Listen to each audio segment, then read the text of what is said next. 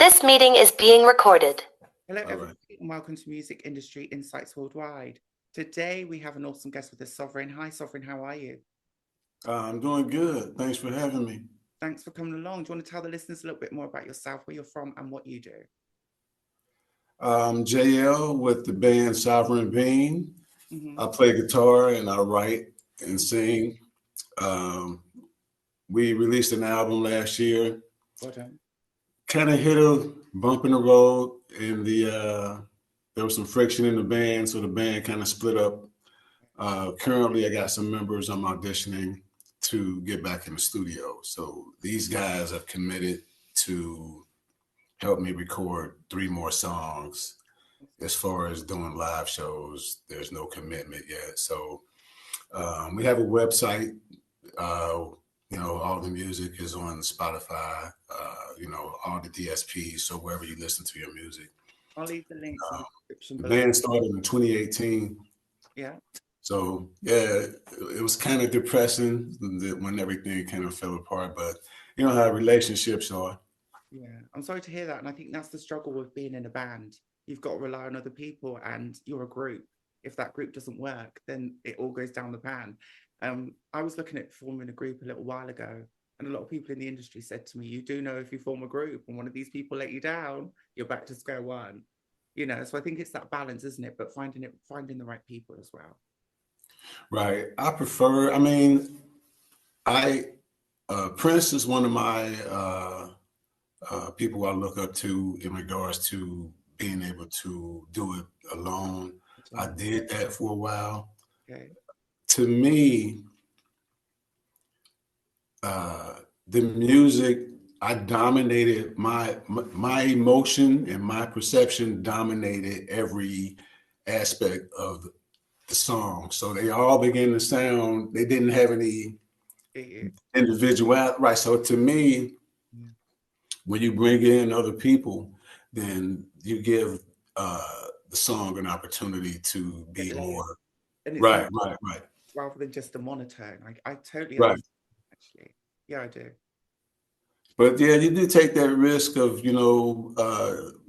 but it's like any relationship, you could be single and don't have to worry about, somebody leaving the toilet seat up or not putting the cap back on the toothpaste. But, when you decide you're going to be, with someone else, then you got to be willing to, accept, their flaws and faults and stuff. So. And you should be complimenting each other as well. So someone can bring something to the table and someone else can bring something else, right? So it can get it right. Absolutely. And my brother, I still call him my brother. I still love him. He's still cool. I still love him, even though he don't really talk to me anymore. But if you go to the website, the story up to maybe 2 months ago, everything's on the website. Okay. But yeah, me and Chase, we was like, that was my brother. Yeah, I get that. I think it's more of it's kind of when you're working together for the same goals, the same mission, the same values. I think that's also really important. So yeah, he's right. He's very talented. We did share the same goals. We kind of grew in different directions a little bit over 6 years, but he was like one of the first, he was the first bass player. But not only does he play right, he can play pretty much any instrument. Yeah, but the bass adds it adds a different dynamic to the music, right? And without the bass, it doesn't sound the same. I get you. You gotta have the bass together. And he's one of the only, well, I ain't gonna say the only, but he's one of the few white dudes that is into not just rock and roll, but he really digs funk music, R&B, old school, like George Clinton, Bootsy, yeah. Awesome. So how did you get into music? Tell us a little bit more about that, and how long have you been doing it for?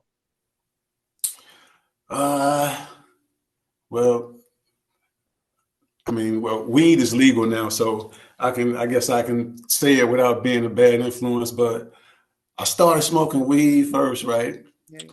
And at the same time, the projects that I grew up in, they decided they were when we left grade school, they was going to send us to the white area, right, to white school. So all these three things happened like at the same time. We got bused to white schools. We started smoking weed, and we got exposed to different culture, different music. So I started hanging out with a bunch of cool white dudes. You know, they was turning me on to the music they listened to. I was turning them on to the music I listened to.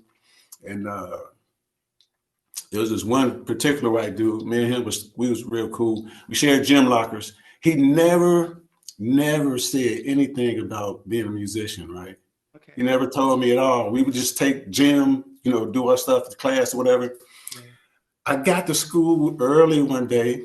The bus was early for a change. And I was high. I was already high, like in the morning, right? And I heard this rock and roll guitar coming from the auditorium. Yeah. I go to the auditorium. Yeah. And it was, huh? I'll be like, who is that? I want to know. Yeah, I get to the auditorium and I'm at the top at the doorway and I'm looking down on the stage and it looked like the dude I shared lockers with at the gym, right? So I started walking down there and it was him. He was playing amazing. Right. I was the whole day. I was blown away the whole day, right? Yeah. That motivated me to want to learn how to play guitar. So hey, so your white friend introduced you to playing the guitar. Is that right? So your white friend got you to start playing the guitar as well. He didn't like push me to do it. It was just the way everything happened. I mean, like, so we're going to school for like months and he never said anything about it.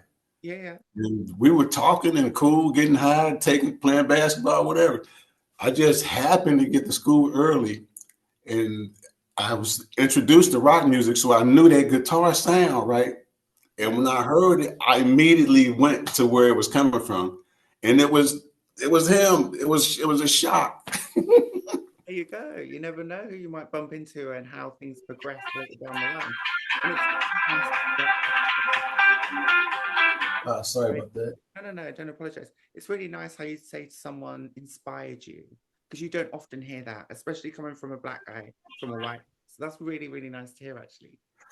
Yeah, it was just the way everything happened was beautiful. And what he did teach me from that, and everything that he taught me was subliminal. He didn't like actually just, you know, try to school me on it.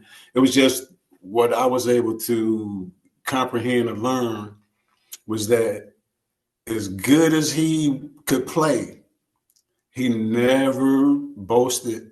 He never bragged about it. You know what? You're not supposed to do that. It's a talent, right? It's a gift. Yeah. It's a God's gift. God's given you that gift. So it's not. He was so humble. He was so humble. It was in that I grabbed that immediately. Like, man, this dude never said nothing about it. So, and he could play. I mean, like at the time, I couldn't play at all, right? So when I heard him play, it was like, I would have played like that. I would have played like that. I get you. It's like listening to Mariah Carey. I heard her the other week. I was like, I want to sing like she can sing. I don't care what that woman. She can sing. She can sing the house down. I'm like, boy, that's what you call inspiration, right?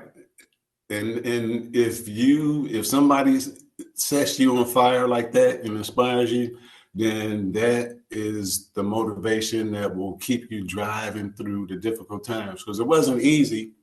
Nobody, I couldn't afford, like, we couldn't afford to even get an instrument.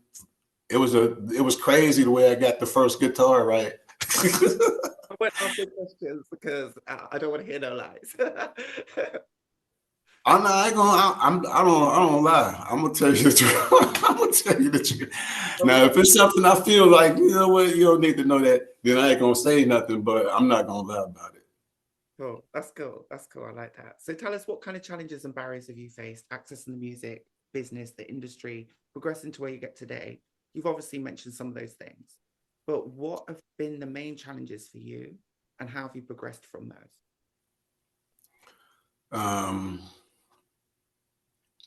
As my philosophy has changed, when I finally did learn how to play and I was able to get in the band, the first thing I wanted to do was my mindset was wrong.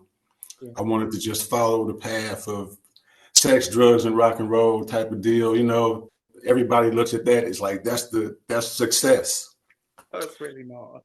That's really Right. the part of it, right? It's not. As I learned and I grew and my philosophy and outlook changed, I realized that wasn't. And being able to create music free from trying to fit in, Yeah. because basically that, yeah. So I started going in that route. At the same time, rap music was taking over. Yeah. So a lot of people that were from the hood that I knew, who were doing rap, some of them, had a little bit more success a lot quicker than, I had been doing it for a minute, and they just get started with the beats and the rapping Yeah, that could be. and they got some success. I was happy for them. I helped when I could, but my heart is in rock and roll. So in the process of just sticking to and staying true with what's in my heart, the challenges that I came to face was basically just the same deal I'm dealing with now, trying to get people who can share the vision, who are motivated and serious, and know what they're doing. right, and committed. Right. They got to know how to play. Of course, they got to have a little talent.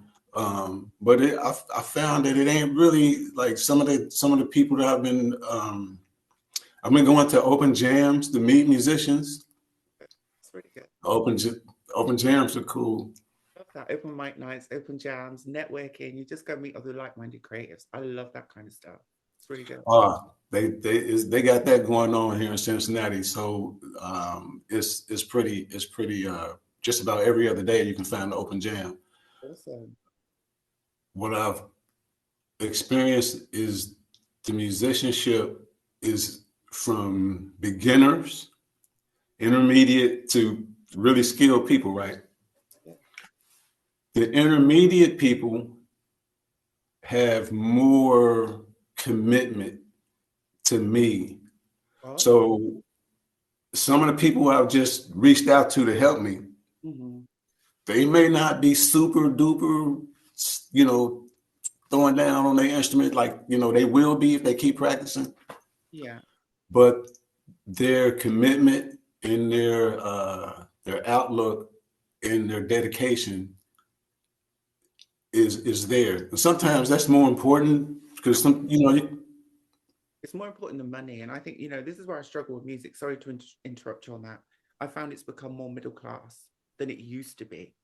And this is part of the problem with the middle class bit, because they don't have those real lived experiences from the streets that have got those stories behind them, that can connect with people. Whereas people that have actually learned, like yourself, they've come from the bottom up, you can connect with way more people, and you've had to go through all those struggles and overcome them. Does that make sense? So I see there's two types of people in the industry, but that doesn't always mean that they're better because they got cash. It's generally the ones that haven't got the cash, that are desperate to get out of the hood, that will do anything to do that, right? That's the difference. So yeah, I mean, these individuals that I've been running into, they are probably some of the people that are going to be on the next. We're going to go into the studio and do 3 songs. So they're helping me with that, and it's more harmonious, it's more peaceful, it's just gelling. Even though like we have to spend more time on working on a different part or understanding the musical flow versus somebody who's more competent, as a musician, less has to be explained. But to me, it's cool. That's really nice to hear, actually. And tell us a little bit more about the band, what the music is, what you represent. Tell us a little bit more about that. Not the first. But the band that I had put together before Sovereign Being was three black dudes, right? Just bass, guitar, and drums, a trio, and we called ourselves White Boy. Okay, that's cool. Right. So the White Boy was just three black dudes playing rock, right? And it was pretty much like right around the time Living Color was hot. So Living Color was out there on the scene, on the stage as one of the first really heavy all black rock groups, right? Mainly thought, I would think of rock stars as white guys. It's something I'm kind of grew up with. You don't generally think rock and black people, to be honest. You think rap, R&B, hip hop, reggae. You know what I'm saying? So I kind of like that we've done that. Yeah, that's what I'm saying. They stood out a lot because of that perception or that mind frame or school of thought, right? Wrong, but it was perception, yeah. Yeah, I mean, but if you really study music, African Americans, they've been involved in rock music. It's just probably not to the same. Well, wasn't it supposed to be Elvis Presley did replace a black artist, and the only reason he replaced that black artist and became so successful because he copied his music from a black artist, but it was more acceptable in that time, right? Because I've studied music from blues all the way back. I've done music from a long time, from all the way from my education. And you're in London right now, right? London right now. My mom's African American. My dad's in the UK. You in the UK? Okay. So, just real quick, I want to just acknowledge how all of the cool bands, the cool rock bands that came out of the UK, like the Beatles, the Rolling Stones, the Who, all them guys, they gave props to Little Richard and Fats Domino and Chuck Berry and all them guys, right? They were influenced by black musicians that were doing it. They just didn't have the same, because the Beatles, it wasn't accepted as now, especially with the race thing.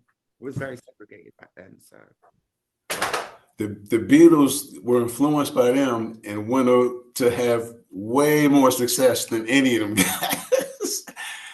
Was it the money? Was it the machine behind those people that made them more successful at the time? Maybe, but it doesn't mean they were as good. They were better than, always. Right. I'm just pointing that out. I'm not trying to be judgmental about it or anything. I'm just saying, like, to get back to where we kind of strayed from, which was, Living Color, coming out as a black rock group during that time when hip hop and rock and R&B was what people expected from black people. They didn't expect that. And then for Vernon Reid to be able to play lead guitar, like if you listen to Code of Personality, that is a very amazing lead guitar solo. I love that lead guitar solo. So when I put together the group White Boy, we weren't really trying to copy. It was just that these were the guys that were in my immediate circle, and they were all black. And they knew how to play, and they had their own instruments, right? So the bass player ended up moving out to California. That band fell apart. I did the Prince thing for a minute, where I was playing everything, recording, doing everything, right? No shows, just me. I got burnt out with that, and I was like, I really want to be in a band. And the name came to me, Sovereign Being.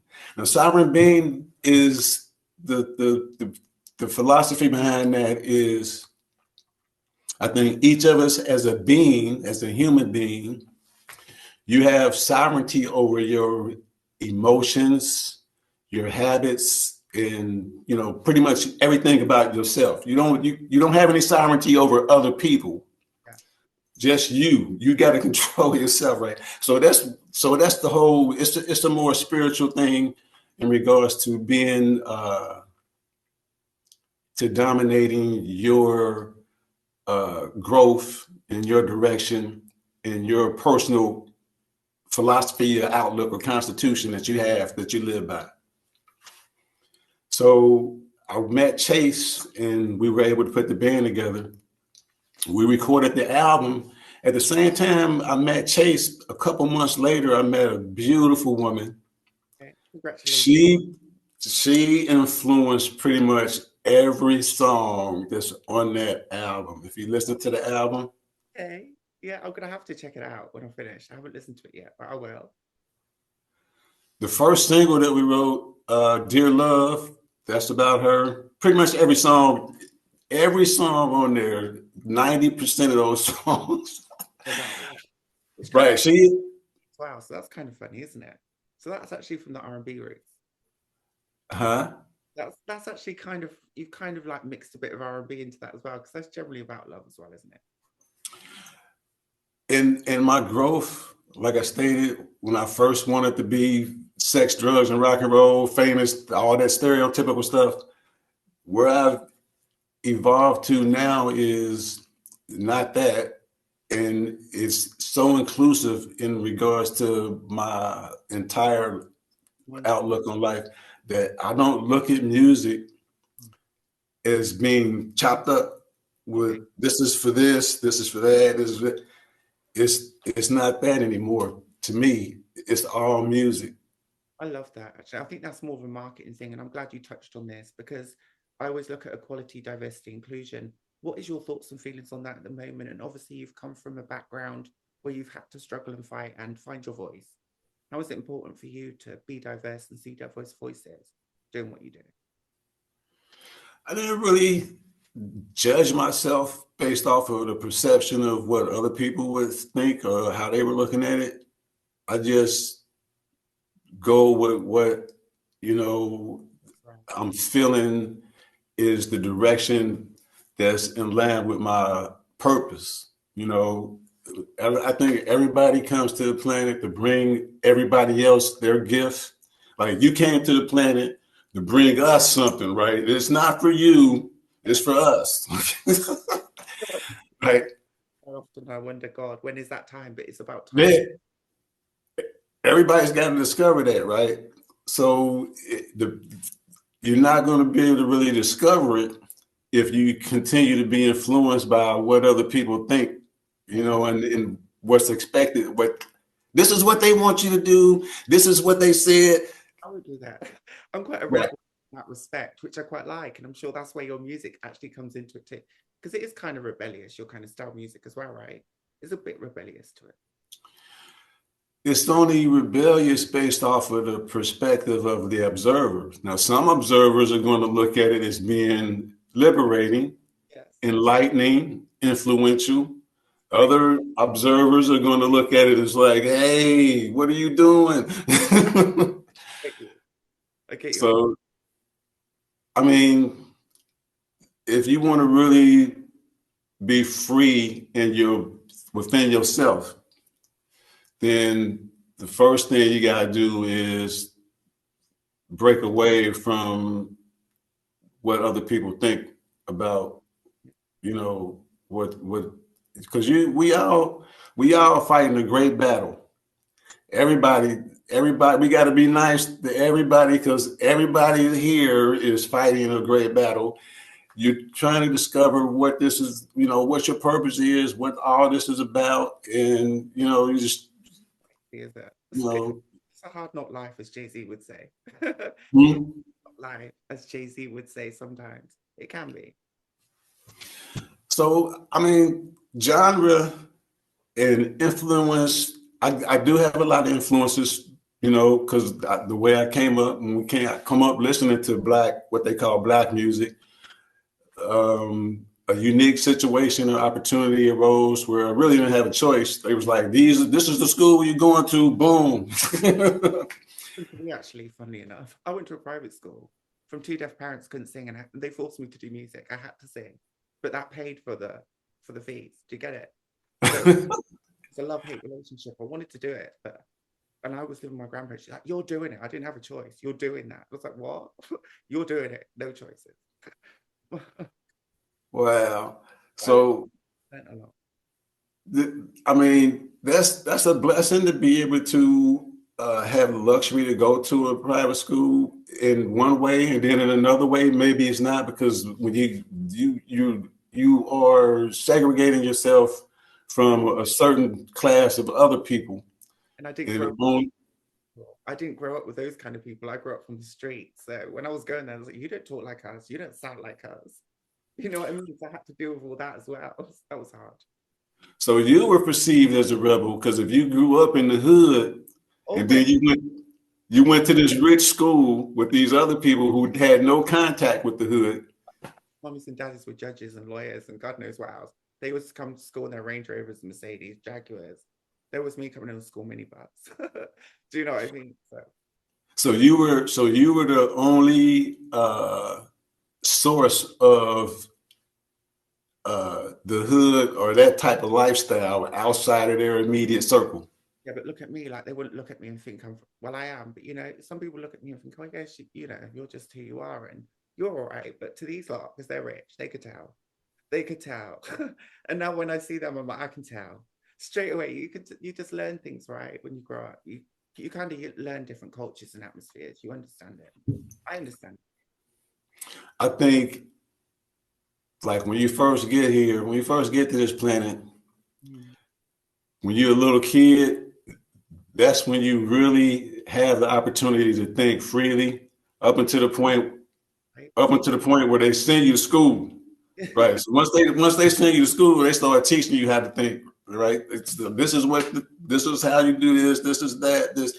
So once that type of indoctrination type of thing gets started, you know, you really have to. And I don't want to really use the word rebellious, but you really have to be kind of open-minded in regards to, you know, things outside of the box type of deal, you know. So on a straight path, trust me. It put me on a very straight path and it actually set me up for a good life. Like even waking up early in the morning. It's like 7 o'clock in the morning, you have to be up. We had to do 6 days at school, not even 5. So can you imagine? I'm a late night person. I'm not a really like, now I look at it and I'm like, I'm blessed to have had that. But at the time, I hated it. Now, I'm not going to lie. I felt like, oh my God, I'm being forced into something I don't always want to do. I love the singing part of it. That was fine. I love the traveling part of it. That was fine. I didn't like being away from home. I didn't like being away from my family. And then being in an environment with people that, you know, kind of took the piss sometimes. That was the hard. Yeah, I mean, everybody, some people are homebodies. Other people are like, they can't be sitting in the same spot. They are more adventurous. They want to explore and do stuff. I think there's a balance. Yeah. There's a balance to that. Yeah. You know, as a kid, you don't understand that fully. Like, I was still learning that then. Do you know what I think home is where you get your recharge, your rejuvenation. Like that's where you come back to like the regroup, the rebalance, or the recharge. You know what I was saying? No, I think that's what I missed. But I was brought up by my grandparents, not my parents. I was in children's home foster care. So I think, you know, once you've been away from home, I was reunited with my grandparents. And then there's like, right, you just won this, so you're off out again. And I was like, what? It was hard. It was hard. It's like. Yeah, but it sounded like you had a really powerful base that. My shoulder over there, God bless her soul. It's her birthday coming up. My nan's name's Eve. Bless her. So she brought me up, my dad's mom, my dad's mom and dad. So they brought me up, but they passed away a long time ago. But they're always there every time I come down, straight down my stairs. So I live in a house. I'm in London. I come down, first face I see that lady there. Because she had a heart gold. Like she instilled a lot of good things into me. But she forced it some of it. You know what I'm saying? For good things. And then I didn't really get it. But now I do. That's cool because in America, in the Black neighborhood, that kind of dissolved to have that structure of people who had wisdom and was able to be a good positive influence on the youth and coming up, you know. So a lot of the stuff that y'all see over there on TV about what's happening over here and the Black people acting crazy. Big fan of the US though. I look up to the US all the time. I don't think there's another country I would look up to regarding music, culture, everything. What, America? Yeah. And everyone's here. I'm like, no, I want to go there. Do you want to swap? They're like, I'm like, yeah, I'll go. I've been to Miami. I've been to Atlanta. I love it. I do like America. There's nothing wrong with America. But you just got to keep, know your P's and Q's. And that's it. Treat people with respect. I mean, I love this country. I mean, but being in the country and looking at other countries from, within the country, there's some there's some things about every country that is not cool.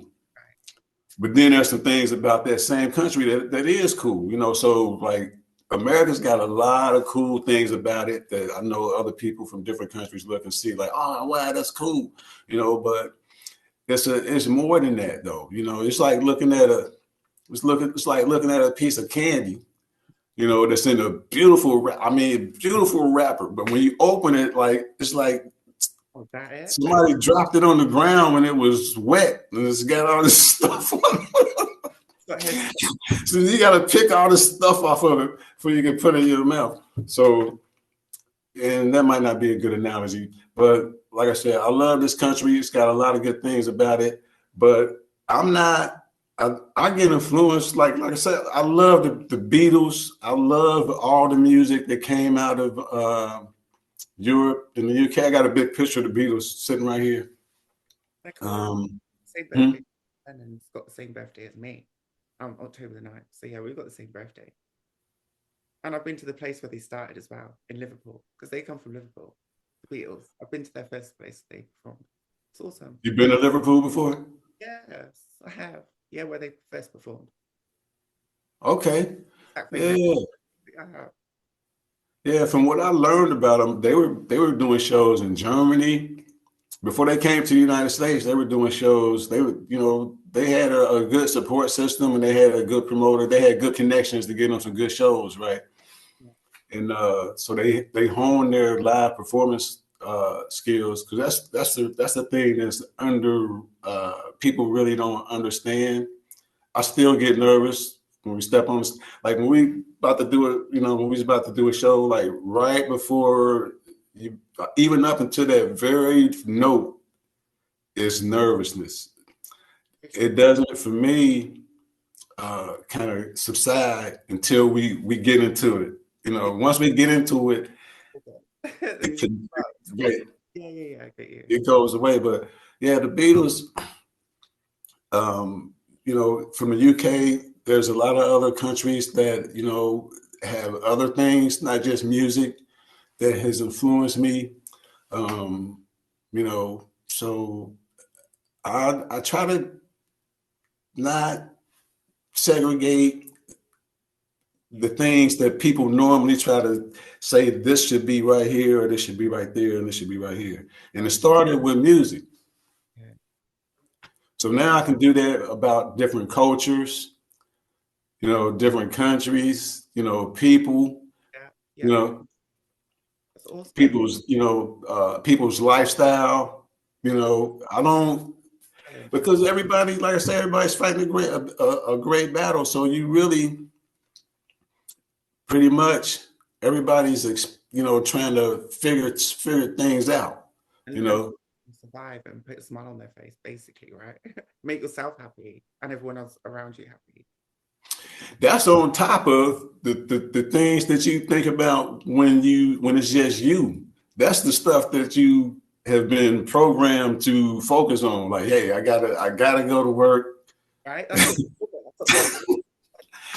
we gotta pay these bills. And then in the whole process of that, like, well, I do want to have a little fun. I want to let's go out, let's do this, let's do that. But up underneath all that is that moment, or those moments that you have when it's just you, and you and your thoughts.